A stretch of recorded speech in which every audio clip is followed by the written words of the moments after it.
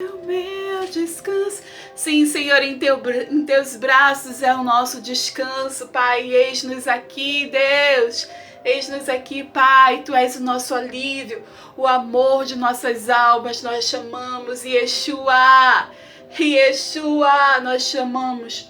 Um grande beijo, Senhor, aleluia, glória a Deus, para você que já está nesse mover, já está querendo mais de Deus, já está ali, ó, cheia, querendo mais e está aqui para ouvir da palavra de Deus, para a gente compartilhar. Então a gente vai já, Gênesis capítulo 42, hoje é o nosso devocional, mas antes a gente precisa orar, e antes de orar eu quero dizer para você, você é a princesa do Senhor, você é bendita, você é aquela que Ele escolheu, aquela que Ele ama, aquela que Ele cuida, você é a menina dos olhos de Deus. Vamos orar? Menina dos olhos de Deus, vamos lá. Querido amado Espírito Santo, Tu és o nosso El Shaddai, o Deus Todo-Poderoso. Tu és o grandioso, Tu és o Rei dos Reis, o Príncipe da Paz, o Leão da tribo de Judá, aquele que era, aquele que é e aquele que há de vir. Nós chamamos, Senhor, mais do que tudo. Tu és bendito, Senhor. Tu és, Senhor, o Alfa e o Ômega, o princípio e o fim. Nós chamamos, Senhor, Tu és bem-vindo, Espírito Santo. Ministra nosso coração, nossa mente. Fala conosco. Nos ensina a Tua palavra, traz clareza, entendimento da Tua palavra, traz revelação do alto em nome de Jesus. Aleluias, amém. Então vamos lá, Gênesis capítulo 42. Quando Jacó soube que no Egito havia trigo, disse a seus filhos: por que estão aí olhando uns para os outros? E disse ainda: ouvi dizer que há trigo no Egito, desçam até lá e comprem trigo. Não estou conseguindo ver aqui, né? Deixa eu ver aqui se melhorou. Desçam até lá e comprem trigo para nós, para que possamos continuar vivos e não morramos de fome. E assim 10 dos irmãos de José desceram ao Egito para comprar trigo. Jacó não deixou que Benjamim, o irmão de José, fosse com eles, temendo que algum mal lhe acontecesse. Os filhos... Um alarme aqui. Peraí. É o alarme para postar o vídeo do devocional. Vamos lá. Os filhos de Israel estavam entre outros que também foram comprar trigo por causa da fome na terra de Canaã. José era o governador do Egito e era ele que vendia trigo a todo o povo da terra. E por isso, quando os irmãos de José chegaram, curvaram-se diante dele com o rosto em terra. E os sonhos que José teve lá na infância se concretizou. Um peixe vai se dobrar diante de outros peixes, o sol e a lua vai se... as estrelas vão se... Eu amo a palavra de Deus. E tudo que Ele fala se cumpre. E os sonhos de Deus se cumprem sim. Não importa quanto tempo vai passar, mas vai se cumprir.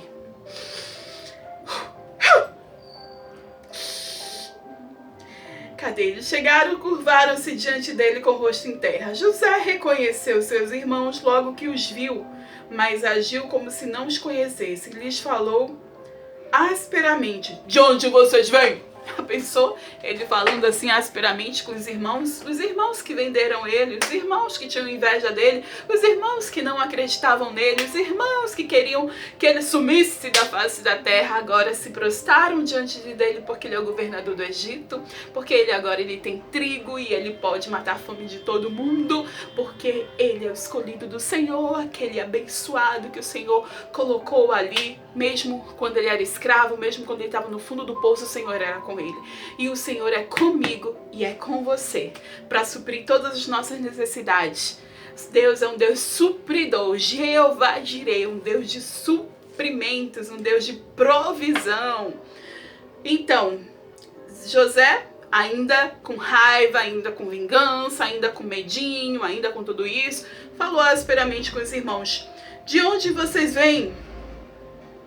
Cadê? Aonde estamos? Se curvar e reconhecer-se, lhes falou asperamente: de onde vocês vêm? Responderam eles: da terra de Canaã, para comprar comida. José reconheceu seus irmãos, mas eles não reconheceram.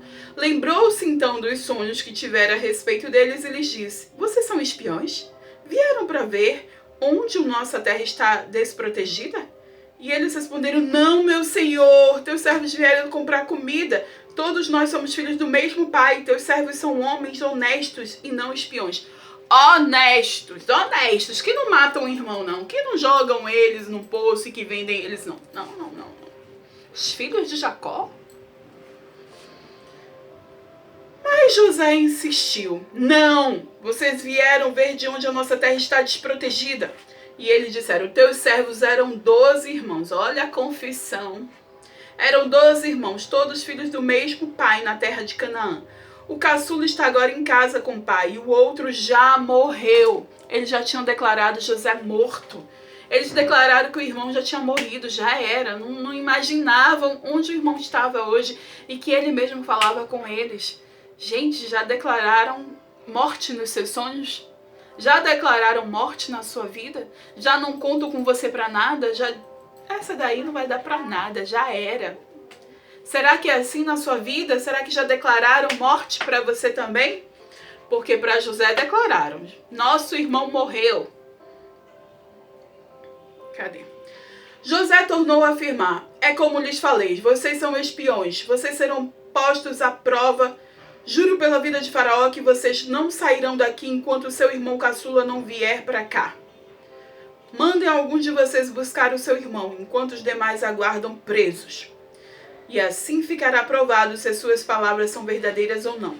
Se não forem, juro pela vida de Faraó que ficará confirmado que vocês são espiões. E os deixou preso 3 dias. Ele deixou os irmãos presos. Lembra que ele também ficou no fundo do poço? Agora deixou os irmãos presos. E ainda mandou buscar Benjamim, né, o caçula. No 3º dia, José lhes disse: eu tenho o temor de Deus. Se querem salvar sua vida, façam o seguinte: se vocês são homens honestos, deixem um dos seus irmãos aqui na prisão, enquanto os demais voltam, levando trigo para matar a fome das suas famílias.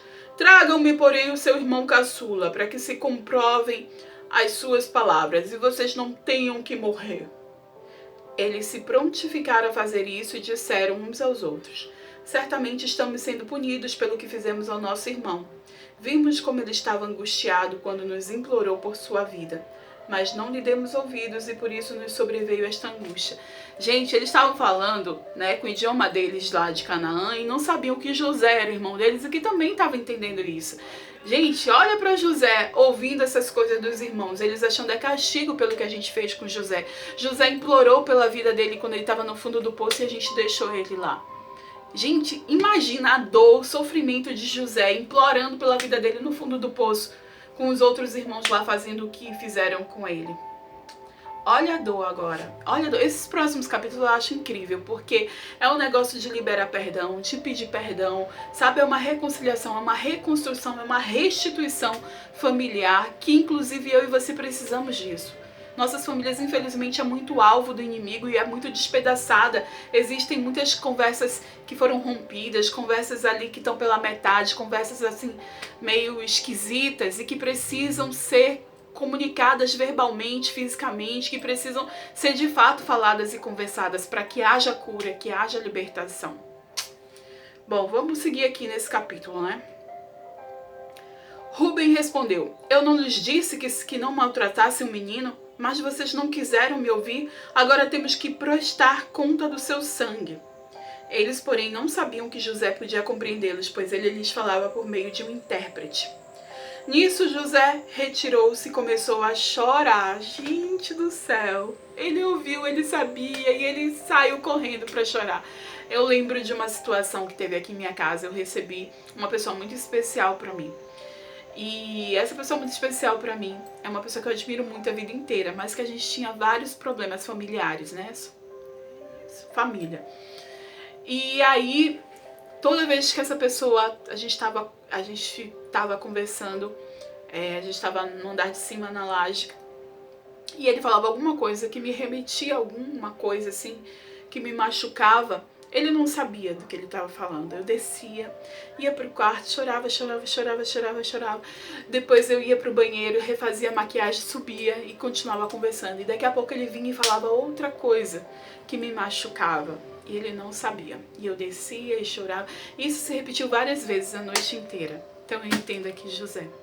sabe? Machuca, dói muito. Graças a Deus, essa relação, que inclusive esse acontecimento dessa reunião já foi um liberar perdão, já foi de muita cura, de muito tratamento, sabe? Era algo que precisava e que foi feito. E eu fico muito feliz que isso aconteceu e a gente ainda tá num processo de restauração familiar. E eu fico muito feliz por isso, porque parecia impossível, viu? Parecia impossível. Tô falando agora em códigos, mas eu acho que você já sabe que eu já falei várias vezes sobre esse tipo de situação, né? Mas é porque eu não quero expor. Mas vamos lá. Cadê? José saiu pra chorar. Cadê? Eles, porém, não sabiam. Intérprete, nisso José começou a chorar, mas logo depois voltou e conversou de novo com eles. Então escolheu Simeão e mandou acorrentá-lo diante deles. Misericórdia, Simeão foi acorrentado aqui. Simeão foi o que jogou ele? Não lembro agora. Lá no capítulo 37 está dizendo. Depois eu volto lá para ver. Se você sabe, escreve aqui. O irmão Simeão foi aquele que jogou ele? Escreve nos comentários. Você sabia que é bom você curtir? Você fica ouvindo aí. Aliás, tem poucas visualizações, né? Mas se você ouve, já dá um like aí. Já curte para o YouTube entender e começar a divulgar, de repente, os vídeos, mais pessoas serem abençoadas pela palavra de Deus. Quando você comenta também, o YouTube entende que é legal. E aí ele começa a divulgar. Então, de alguma forma, ajude a divulgar a palavra de Deus. Curta o vídeo, todos os vídeos que você vê aqui no canal. Comenta, compartilha, manda para alguém. Ajuda aí em nome de Jesus. Versículo 25. Em seguida, José deu ordens para que enchessem de trigo suas bagagens, devolvesse a prata de cada um deles, colocando-os na bagagem, e lhes dessem mantimentos para a viagem. E assim foi feito. Eles puseram a carga de trigo sobre seus jumentos e partiram. No lugar onde pararam para pernoitar, um deles abriu a bagagem para pegar forragem para o seu jumento e viu a prata na boca da bagagem. E disse a seus irmãos: devolveram a minha prata, está aqui em minha bagagem. Tomados de pavor em seu coração e tremendo, disseram uns aos outros: que é isto que Deus fez conosco? E ao chegarem à casa de seu pai Jacó, na terra de Canaã, relataram tudo o que aconteceu, dizendo: o homem que governa aquele país falou asperamente conosco e nos tratou como espiões. O homem é o seu irmão, que se jogou no poço. É José. O sonhador. José, o sonhador. Cadê? Tratou como espião. Mas nós lhe asseguramos que somos homens honestos e não espiões. Dissemos também que éramos 2 irmãos, filhos do mesmo pai, e que um já havia morrido e que o caçula estava com nosso pai em Canaã. Então o homem que governa aquele país nos disse: vejamos se vocês são honestos. Um dos seus irmãos ficará aqui comigo e os outros poderão voltar e levar mantimentos para matar a fome de suas famílias. Tragam-me, porém, o seu irmão caçula, para que eu comprove que vocês não são espiões, mas sim homens honestos. Então lhes devolverei o irmão e os autorizarei a fazer negócios nesta terra. Ao esvaziar as bagagens dentro da bagagem, de cada um estava sua bolsa cheia de prata. E quando eles e seu pai viram as bolsas cheias de prata, ficaram com medo e disseram-lhes seu pai Jacó: vocês estão tirando meus filhos de mim? Já fiquei sem José, agora sem Simeão, e ainda querem levar Benjamim? Tudo está contra mim. Então Rúben disse ao pai: podes matar meus 2 filhos se eu não trouxer de volta. Deixa-os meus cuidados e eu trarei. Mas o pai respondeu: meu filho não descerá com vocês. Seu irmão está morto e ele é o único que resta. Que resta de Raquel, né? Porque quem teve José e Benjamim foi Raquel, né? A esposa que ele tanto amava. Se qualquer mal lhe acontecer na viagem que estão por fazer, vocês farão estes meus cabelos brancos descerem à sepultura com tristeza. Lembra que Jacó já tinha dito, né, que estava muito triste por causa da perda de José. E agora ele não ia aguentar perder também Benjamim. Então ele não queria que isso acontecesse. Mas a gente vai ver cenas do próximo capítulo.